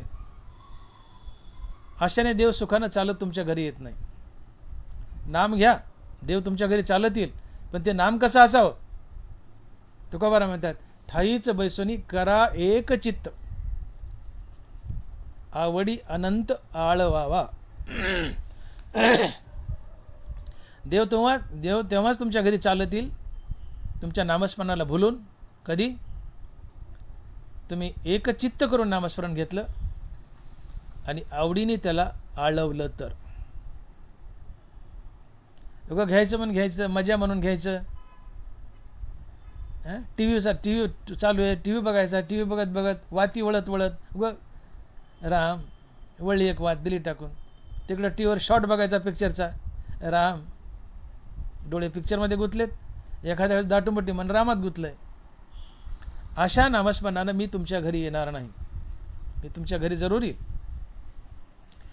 हो, तुम्हाला नाम घ्यायला जंगलात डोंगरा खोंगरात जायची गरज नाही म्हणले, घरीच घ्या आणि त्या नामस्मरणाला भुलून मी घरी येईल. पण ते नाम कसं असावं, कसं असावं नाम. ठाईच बैसुनी करा एक चित्त आवडी अनंत आळवावा. असं नामस्मरण असेल तर मग सुखी येतो घरा नारायण. असं नामस्मरण असेल तर मग सुखी येतो घरा नारायण. नामस्मरण तुमच्या घरातच करा, पण एक चित्तानं करा. आता एक चित्त कधी होतं, चित्ताची एकाग्रता कधी साधते. सोपे का एवढं, काही साधतं, पण चित्ताची एकाग्रता लवकर साधत नाही. तुम्ही नाम घ्या, बघा चित्ताची एकाग्रता साधली का तुम्ही नाम घेतायत, अर्थात चित्त एकाग्र करून नाम घेतायत का. चित्ताची एकाग्रता म्हणजे सगळं विसरणं आणि फक्त भगवंताचंच नामस्मरण स्मरणात ठेवणं. याला म्हणायचं ठाईच बैसोनी करा एक चित्त आवडी अनंत आळवावा. एक चित्त म्हणजे पूर्ण संसारातील वस्तूचा विसर पडलाय आणि फक्त देवाचाच आठव शिल्लक आहे. विषय तो त्यांचा झाला नारायण, नावडे धन जन माता पिता. आता धन जन माता पिता काही आवडत नाही, फक्त नारायण आणि नारायणाचं नामच आवडतं. अशी अवस्था जीवनात आली तरच चित्त एकाग्र होतं आणि एकाग्र चित्तानं तुम्ही भगवंताचं नाम घेऊ शकता. आणि म्हणून एकाग्र चित्त करून नामस्मरण करण्यासाठी जीवनात वैराग्य लागतं. जो पण जीवनात वैराग्य नाही तो पण एकाग्र चित्ताने नामस्मरण घडतच नाही. कारण तुमच्या इच्छा शिल्लक आहेत, तुम्हाला विरक्ती प्राप्त झाली नाहीये, इच्छा शिल्लक आहेत, डोक्यात विचार घोळतायत आणि नामस्मरण करतायत. हे विचार या इच्छा तुमच्या चित्ताला मनाला बाहेर घेऊन पळतील, मन बहिर्मुख होईल, इच्छेच्या मागे धावेल, चित्ताची एकाग्रता तुटेल. जोपर्यंत इच्छा शिल्लक आहेत तोपर्यंत नामस्मरणाच्या बाबतीत तुमचं चित्त एकाग्र होऊ शकत नाही. कारण इच्छा शिल्लक आहेत, त्या मनात उठतील, त्या इच्छेच्या पाठीमागे मन धावेल, चित्त धावेल आणि मग चित्त नामस्मरणात कुठं गुंतलंय. चित्त मन जर विचाराच्या आणि इच्छेच्या मागं पळालं तर मन आणि चित्त नामस्मरणात कुठं आहे, उगे दाटुमुटी नाम चाललंय आणि मन आणि चित्त तर पळालं इच्छेच्या मागं. आणि म्हणून एकाग्र चित्ताने नामस्मरण करण्यासाठी तुम्हाला विरक्त व्हावं लागतं. वैराग्य जीवनात आल्याशिवाय एकाग्र चित्ताने नामस्मरण घडूच शकत नाही. वैराग्य धारण करून केलेलं नामस्मरण हेच एकाग्र चित्ताने केलेलं नामस्मरण असते. कारण या चरणामध्ये तुकोबारांनी 3 गोष्टी सांगितल्यात की भगवंताचं नाम एकचित्त करून घ्या, आवडीनं घ्या आणि आवडीनं भगवंताला आळवा. इथे चित्ताची एकाग्रता, नामाची आवड आणि आवडीने भगवंताला आळवणं, या 3 गोष्टी जीवनात वैराग्य असेल तरच घडू शकतात. नामाची आवड, तुम्हाला वैराग्याची प्राप्ती असेल तरच नामाची आवड लागते, अन्यथा नाही. राम नामाची आवड तेव्हाच लागते जेव्हा जीवनात वैराग्य येतं, जेव्हा तुमची वासना जळून जाते. वासना जळणं म्हणजेच वैराग्य येणं. ज्यावेळेस तुमची वासना जळेल, तुमच्या जीवनात वैराग्य येईल, तेव्हाच तुम्हाला देवाच्या नावाची खरी आवड निर्माण होईल. तुकोबाराय साक्ष देतात, महाराज लिहितायत, संत चरण रज लागता सहज, वासनेचे बीज जळून जाय, मग राम नामे उपजे आवडी, सुख घडोघडी वाढू लागे. रामनामाची आवड कधी उपजली? वासनेचं बीज जळालं तर. संत चरण रज लागता सहज, वासनेचे बीज जळून जाय. वासना जळाली, वासनेचं बीज जळालंय, पुढे फायदा काय झालाय? मग राम नामे उपजे आवडी. वासना जळणं म्हणजे जीवनात वैराग्य येणं. अर्थात जीवनात वैराग्य आलं, वासना जळाली, मगच तुम्हाला रामनामाची खरी आवड निर्माण होते, अन्यथा नाही. आणि मग जीवनात वैराग्य यावं लागतं, तेव्हा रामनामाची आवड निर्माण होते, चित्ताची एकाग्रता होते आणि तुम्ही आवडीने भगवंताला आळवू शकता. या 3 गोष्टी जीवनात वैराग्य असेल तरच घडतात, अन्यथा नाही.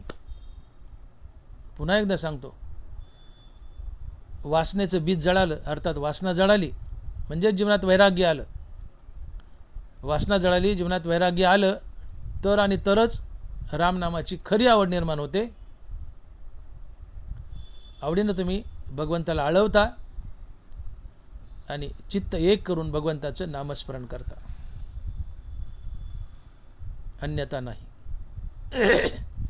आणि मग चित्ताची एकाग्रता इथं मागितली तुकोबारांनी. ठाईच बैसोनी करा एक चित्त. तुकोबारांनी शब्द दिलाय की रामनाम घ्या. हे सोपं आहे, सगळ्यात सोपं आहे. हे घेण्यासाठी जंगलात डोंगरा खोंगरात जायची गरज नाही. घरात बसून घ्या. ग्रहाधिक आगवे न लगे त्याज्यावे, जे झाले स्वभावे निसंग म्हणून. तुम्हाला कुठं जायची गरज नाही, सोपं आहे. डोंगरात जंगलात जायची गरज नाही, घरात बसून घ्या. देव तुमच्या घरी येईल, स्वतः तुमच्या घरी येईल. पण एक आड घातली, ठाईच बैसुनी करा एकचित्त, आवडी अनंत आळवावा. तुमच्या घरातच नाम घ्या, पण चित्त एक करून, अर्थात एकाग्र चित्तानं घ्या,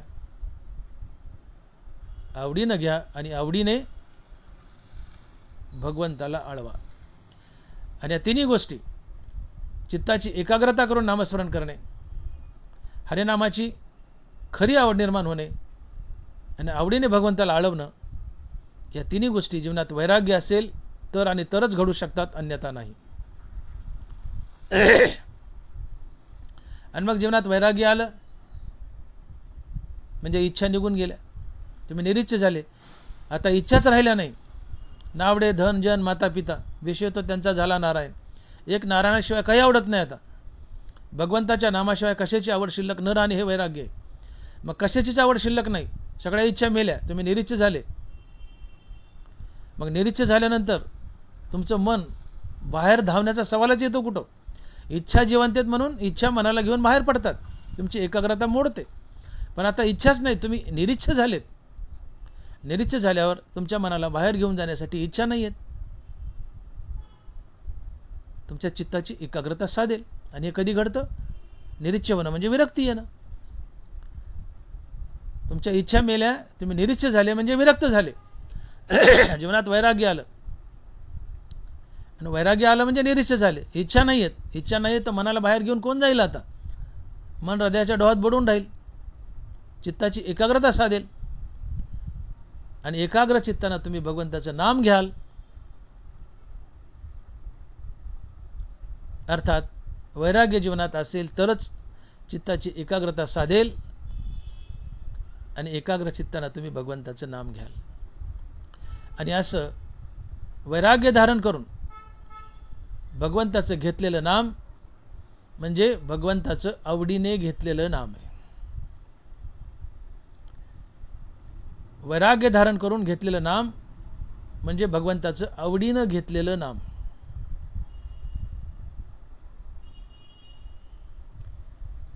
आवड या शब्दाचा काय अर्थ होतो? आवड आणि लाजवी, व्यसन आणि शेनवी, पिशे आणि न भुलवी त्याची काही.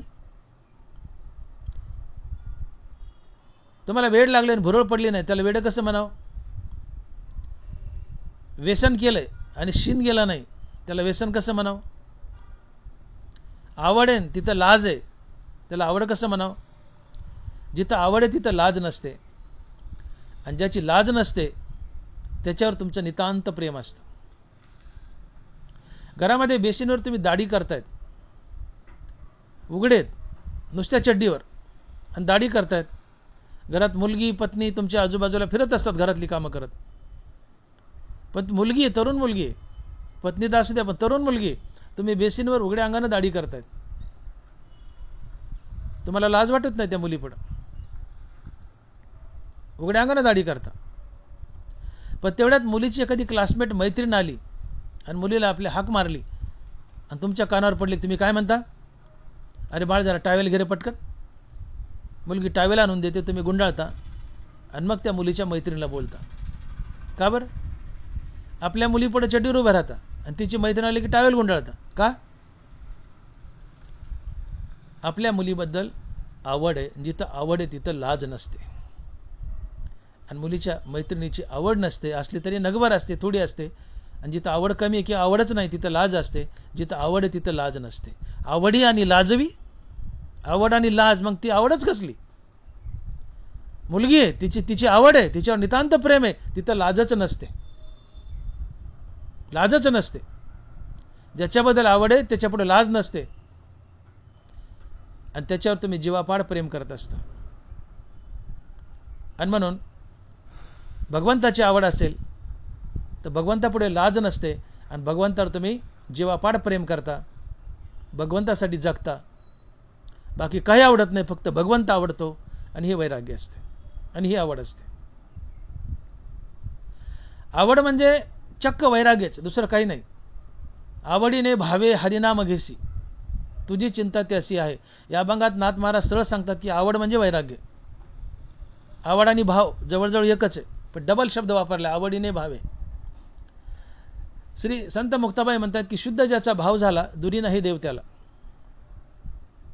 म्हणजे भाव दोन प्रकारचे, एक अशुद्ध आणि एक शुद्ध. अशुद्ध भाव म्हणजे थोडा संसार आवडतो, थोडा देव आवडतो, हा अशुद्ध भाव आहे. आणि शुद्ध भाव काय? की संसार अजिबात आवडत नाही, फक्त देवच आवडतो, हा शुद्ध भाव आहे. आणि संसार न आवडणं, फक्त देवच आवडणं, हे वैराग्य. कळतंय का? संसार न आवडणं, फक्त देव आवडणं, हा शुद्ध भाव आहे. आणि संसार न आवडणं, फक्त देव आवडणं, हे वैराग्य. आणि मग शुद्ध भाव म्हणजे वैराग्य. आणि मग वैराग्य धारण करून जे नाम घेतलं जातं तो शुद्ध भाव असतो. आणि म्हणून शुद्ध ज्याचा भाव झाला दुरी नाही देव त्याला. तुका म्हणे भाव जवळी धरून आणि देव. संसार आवडत नाही, फक्त देव आवडतो, हा शुद्ध भाव आहे. आणि मग शुद्ध भाव आणि आवड एकच झालं ना. संसार आवडत नाही, फक्त देव आवडतो, फक्त देवच आवडणं, हा शुद्ध भाव आहे. शुद्ध भाव म्हणजे आवड, आणि अशुद्ध भाव देवाला धरून आणतो, म्हणजे आवड देवाला धरून आणते. मग शुद्ध भाव आवड एकच झाले. आणि काही न आवडणं, फक्त देव आवडणं, हा शुद्ध भाव आहे, हे आवड आहे, म्हणजे हेच वैराग्य. काही आवडत नाही, फक्त देव आवडतो, हे वैराग्य. काही आवडत नाही, देव आवडतो, ही आवड आहे. काही आवडत नाही, देव आवडतो, शुद्ध भाव आहे. मग शुद्ध भाव, आवड आणि वैराग्य एकच. आणि म्हणून आवड म्हणजे वैराग्यच.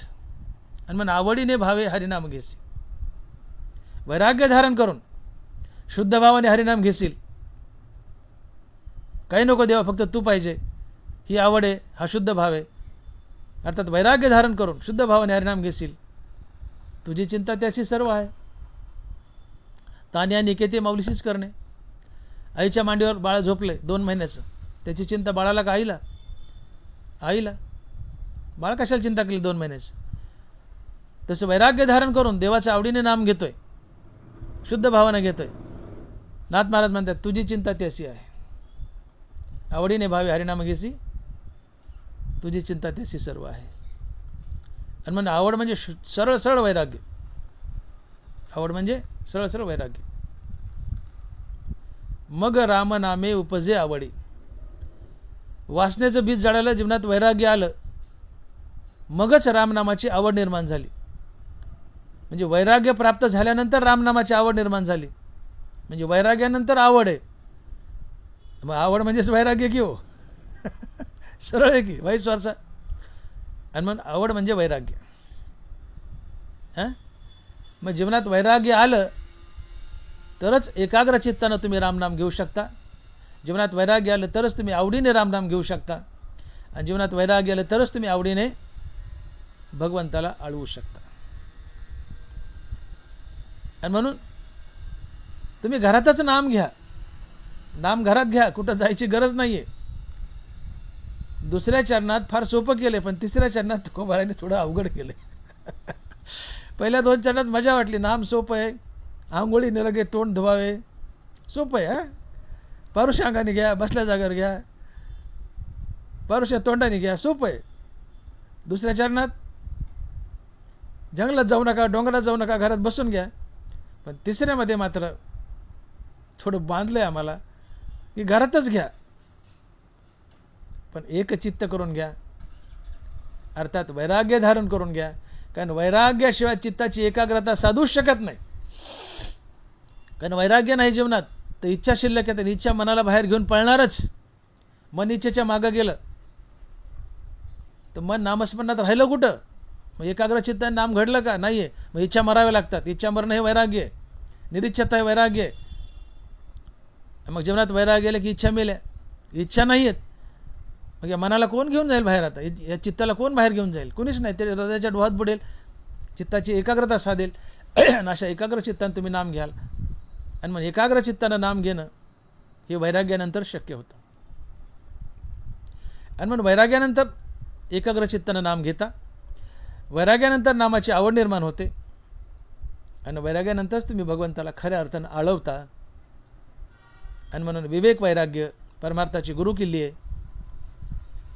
आणि या विवेक वैराग्याने या तिन्ही गोष्टी घडतात.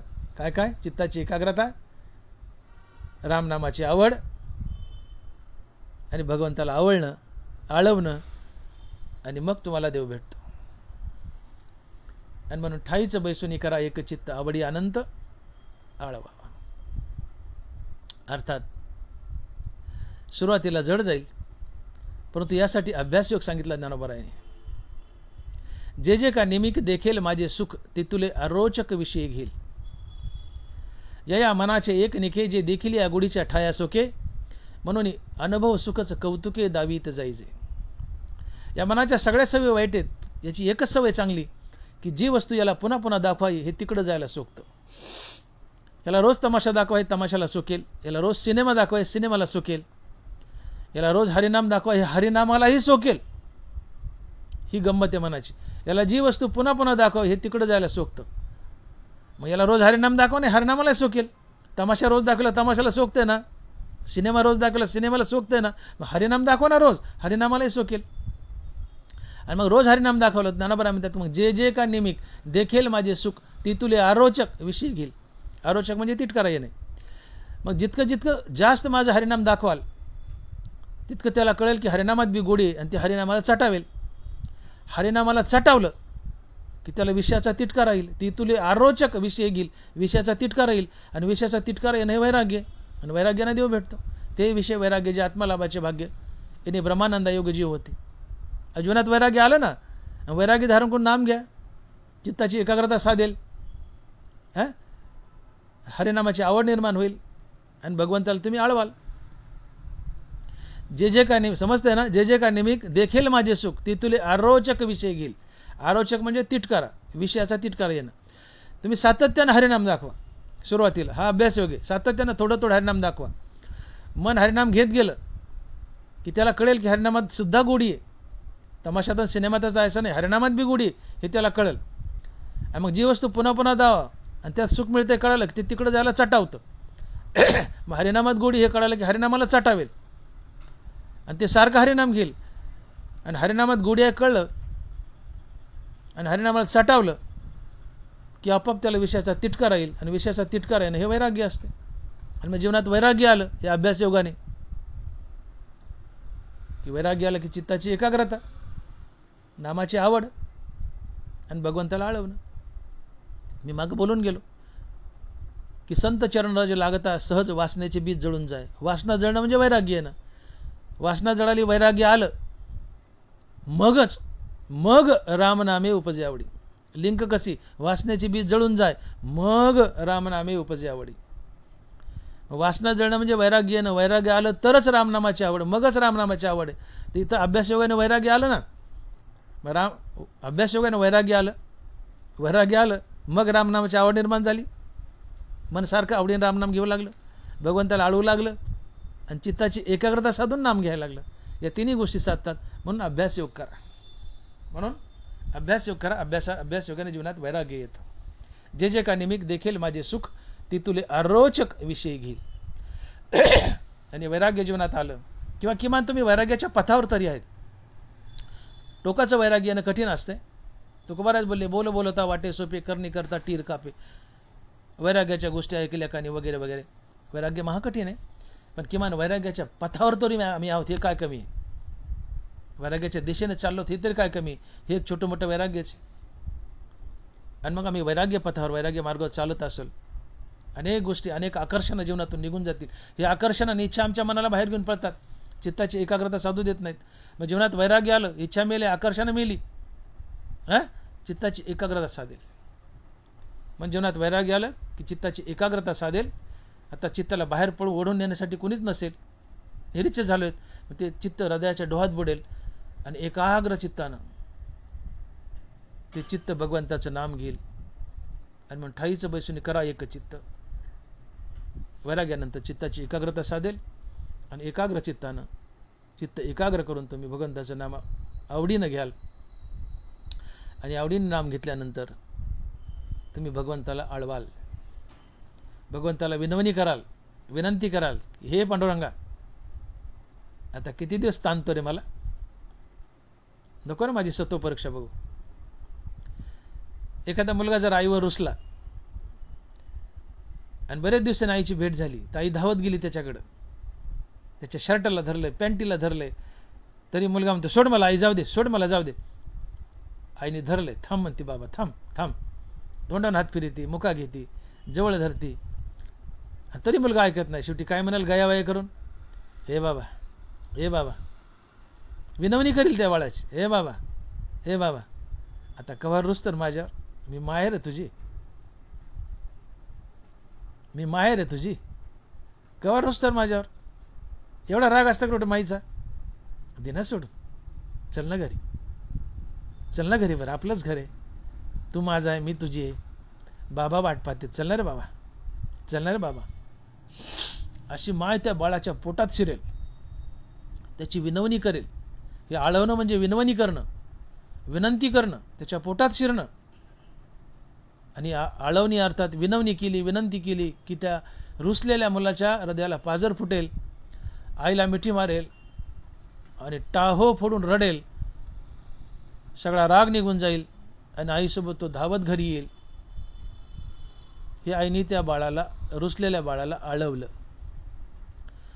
तसं देव आमच्यावर रुसलेला नाही, पण आमच्यापासून दूर आहे, दूर आहे, पण त्यांनी जवळ यावं, आम्हाला भेट द्यावी, यासाठी आम्हाला देवाला आळवायचं आहे, आळवायचं.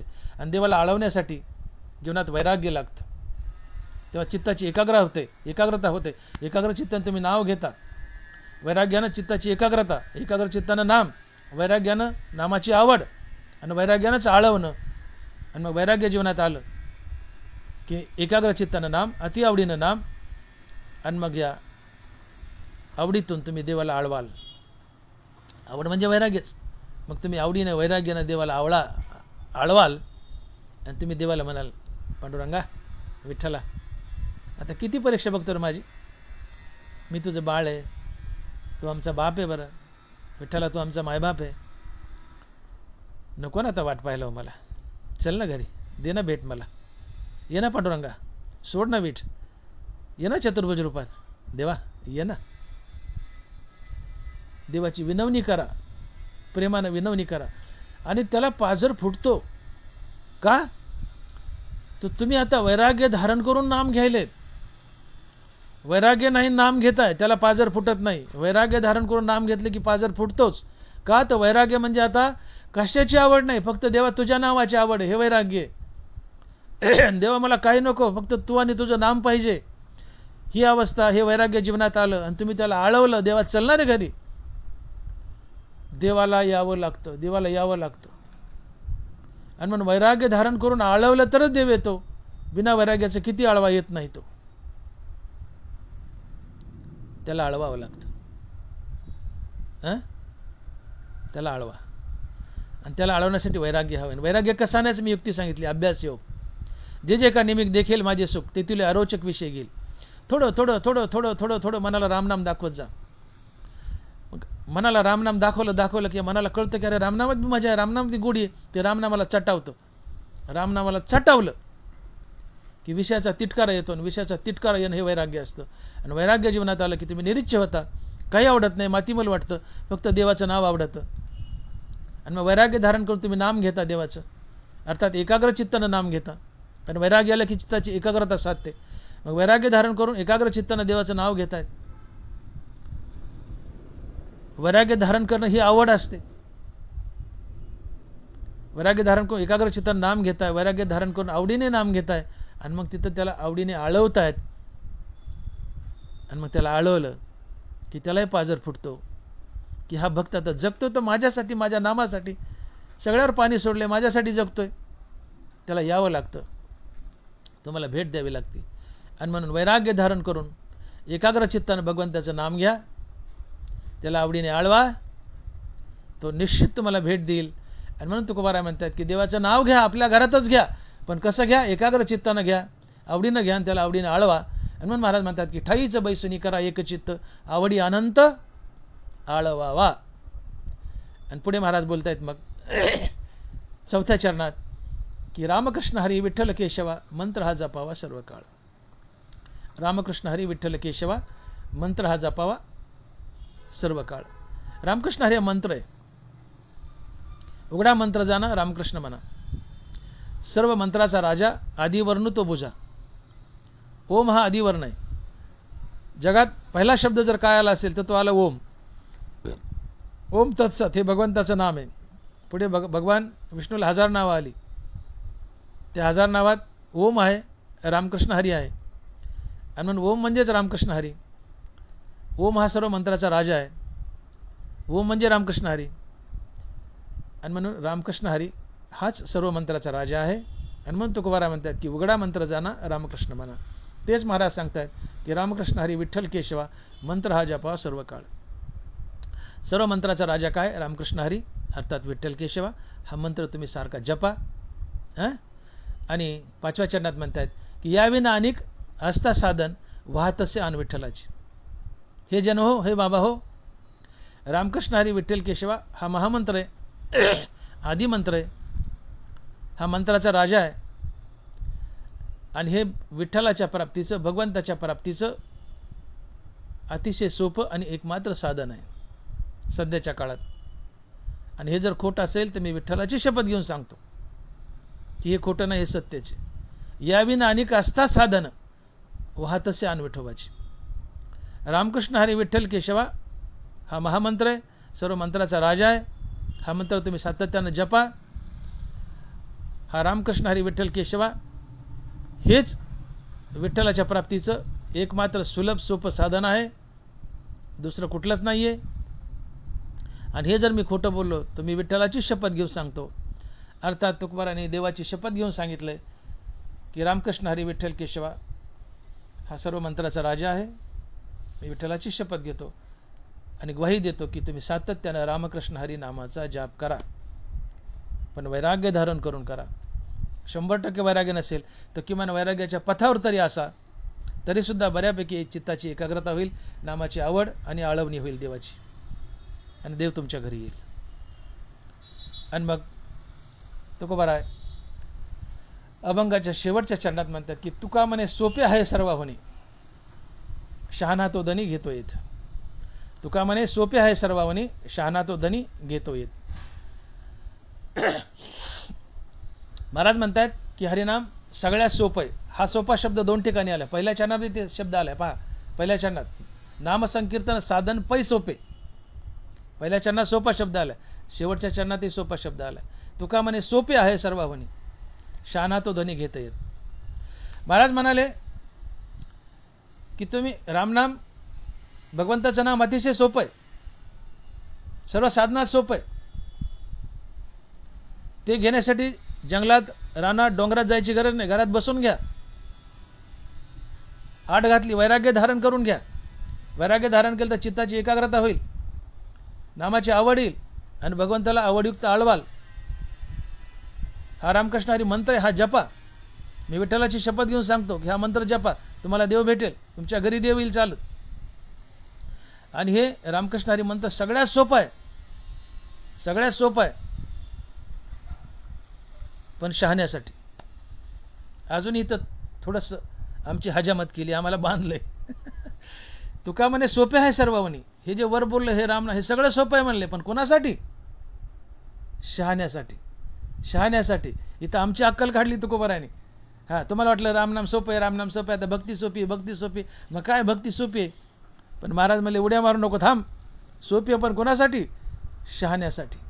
तुका म्हणे सोपे आहे सर्वांनी, शहाणा तो धनी घेतो येत. रामनाम सोपं आहे, या रामनामानं तुम्हाला देवाची प्राप्ती होईल, रामाची प्राप्ती होईल. हे रामनाम सोपं आहे पण कोणासाठी? शहाण्यासाठी. सगळ्यासाठी नाही, फक्त शहाण्यासाठी. मग हा शहाणा कोण?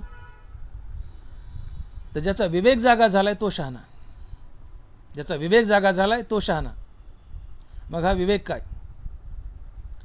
तर भगवंत सार आहे आणि जगत असार आहे.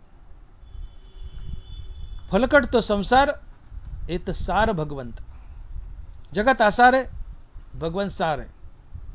अर्थात विश्व नाशिवंत आहे आणि फक्त परमात्मा अविनाशी आहे. आणि तो परमात्मा विश्वव्यापक आहे आणि तो परमात्मा मी आहे, असा बुद्धीवर ठसा पडणे म्हणजे विवेक जागृती असते. अर्थात या जगताची, या संसाराची अनित्यता तुम्हाला कळावी. संसाराची अनित्यता तुम्हाला कळावी. संसार अनित्य आहे आणि मी संसाराचा अंश आहे म्हणून मी अनित्य आहे.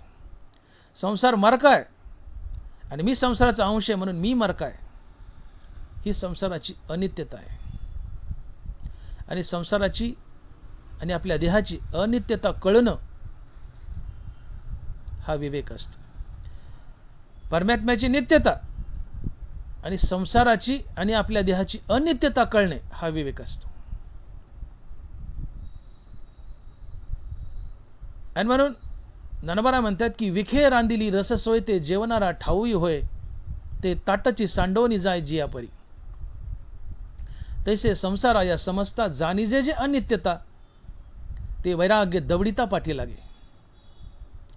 एखादा मनुष्य जेवायला बसलाय आणि आता तोंडात घास घालणार, तेवढ्यात कुणीतरी धावत आलं आणि त्याच्या कानात सांगितलं की म्हणले मामा, या ताटात या अन्नात विष कालवले, खाऊ नका, खाल्लं तर मरताल. जे अन्न तो खायला घास तोंडात घालणार, तेवढ्यात कानात सांगितले यात विष खाल्लं तर मरताल. काय करेल तो माणूस? ते ताटाची सांडवणी जाय जिया परी. उठून जायचा नाही नुसता, ते ताट उलथं पालथं करून निघून जाईल. जसं विषाने भरलेलं ताट, ते अन्न जर खाल्लं तर ते माझ्यासाठी मारक आहे हे कळाल्यानंतर मनुष्य ते ताट नुसतं सोडून जात नाही, तर त्याला उलथं पालथं करून निघून जातो. लक्ष द्या, विषाने भरलेलं ताट आहे, विषाने भरलेलं अन्न आहे. हे अन्न जर खाल्लं ते माझ्यासाठी मारक आहे हे कळाल्यावर मनुष्य ते ताट उलथपालथ करून निघून जातो. तसं संसार ही माझ्यासाठी मारक आहे हे कळाल्यावर मनुष्य संसारी त्या ताटासारखा उलथापालथा करून निघून जातो आणि माणूस देवाच्या मागे लागतो. माणूस देवाच्या मागे लागतो आणि त्याला देवाची प्राप्ती होते. का? त्या अन्नाची मारकता कळाली. तसं संसाराची मारकता कळाली. संसाराची मारकता कळाली. संसार मरका आहे आणि मी संसाराचा अंश म्हणून मी मरका आहे. संसार अनित्य आहे आणि मी संसाराचा अंश म्हणून मी अनित्य आहे. आणि अनित्यता ज्यावेळेस संसाराची कळते त्यावेळेस वैराग्याला हाकलून दिलं तर ते लंडासारखं बळच मागे लागतं आणि या वैराग्यानं देव भेटतो. ते हे विषय वैराग्य जे आत्मलाभाचे भाग्य याने ब्रह्मानंदा योग्य जीव होते. तसे संसाराया समजता जाणीजे जे अनित्यता ते वैराग्य दवडिता पाठी लागे. संसाराची या देहाची आपल्या अनित्यता कळावी. संसार अनित्य, मी संसाराचा अंश म्हणून मी अनित्य. संसार मरकाय, मी संसाराचा अंश म्हणून मी मरकाय. हे तुम्हाला कळावं, तुमच्या बुद्धीवर ठसा पडावा. तुम्ही संसार उलथापालथा करता, त्याची घृणा येते, त्याला फेकून देता त्या विषाच्या ताटासारखं आणि एका देवाच्या मागे लागता. ही विवेक जागृती असते. आणि म्हणून तुम्हाला तुमचं मरण कळावं. संसार मरकाय, संसार म्हणजे तर कोण? आम्हीच की. संसार मरकाय, मरकाय म्हणजे मी संसाराचा भाग आहे. संसार मरकाय म्हणजे मी मरकाय. आणि म्हणून मी मरणार आहे, मी मरणार आहे, मी मरणार आहे असं मरण डोळ्यासमोर ठेवून जगा. मृत्यूचं नित्य स्मरण ठेवा. मृत्यूच्या नित्य स्मरणाने जीवनात वैराग्य येतं. मृत्यूच्या नित्य स्मरणाने तुमची दुष्कृत्य गळून पडतात, तुम्ही निष्पाप बनता. मृत्यूच्या नित्य स्मरणाने तोंडात देवाचं नाव स्थिरावतं. मृत्यूच्या नित्य स्मरणाने पुढे संत भेटी होते, तुम्हाला आत्मज्ञान होतं आणि शेवटी देव भेटतो. इतकी फायदे मृत्यूच्या नित्य स्मरणाने होतात. मृत्यूच्या स्मरणाने काय काय होतं? मृत्यूच्या नित्य स्मरणाने जीवनात वैराग्य येतं. तुमची दुष्कृत्य गळून पडतात, तुम्ही निष्पाप होता. तुमच्या मुखात भगवंताचं कायमचं नाम स्थिरावतं. तुम्हाला संताची भेट होते, आत्मज्ञान मिळतं आणि शेवटी भगवंताची भेट होते. इतकी फायदे मृत्यूच्या नित्य स्मरणाने होतात. आणि मृत्यूचं नित्य स्मरण हे विवेक जागृती असते. आणि जोपर्यंत विवेक जागृती नाही तोपर्यंत या संसाराला अंत नाही. आणि म्हणून ज्ञानवारा लिहित आहेत की म्हणून पार्था जबवरी विवेकू न बुधवी माता तव अंतू नाही अश्वत्था भवरूपाया. जोपर्यंत विवेक डोकं वर काढत नाही तोपर्यंत या संसाराला शेवट नाही. अर्थात तुमच्या जन्म मरण्याच्या फेऱ्याला शेवट नाही. तुम्ही संसार बंधनात पुन्हा पुन्हा अडकणार.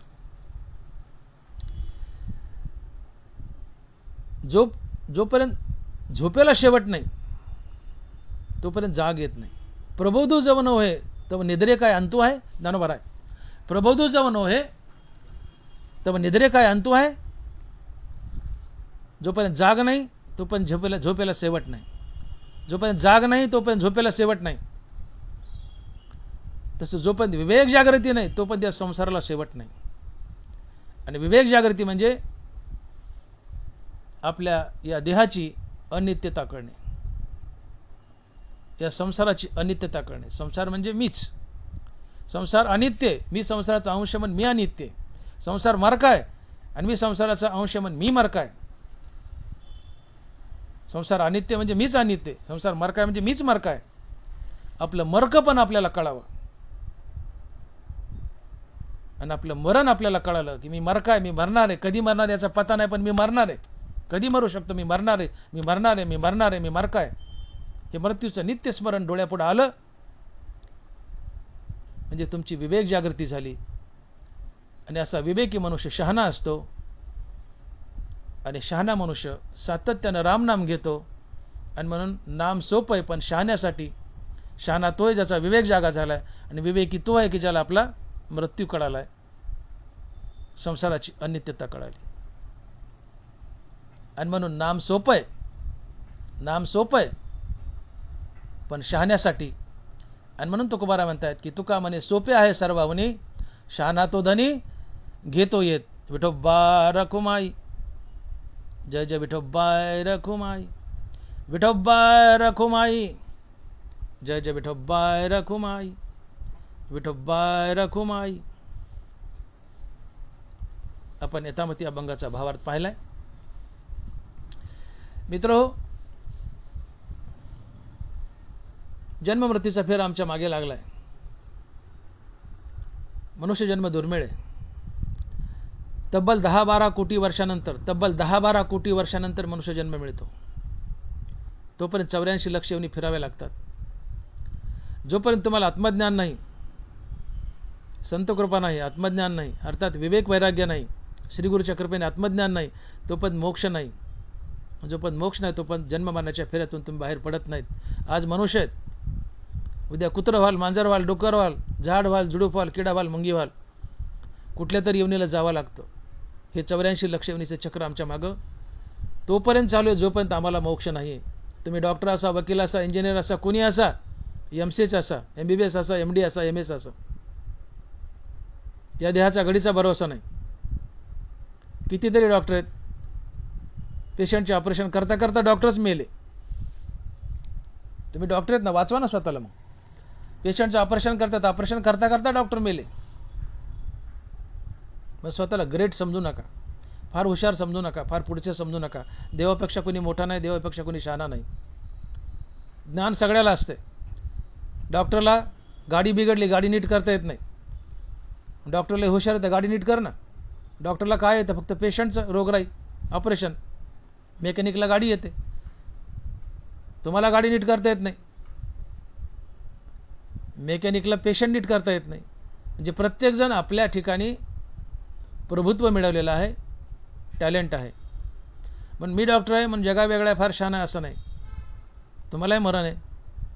ऑपरेशन करता करता डॉक्टरही मरतो, एरवी तर मरतो पण ऑपरेशन करतानाही मरतो. अर्थात प्रत्येकजण आपल्या आपल्या क्षेत्रात निष्णात आहे.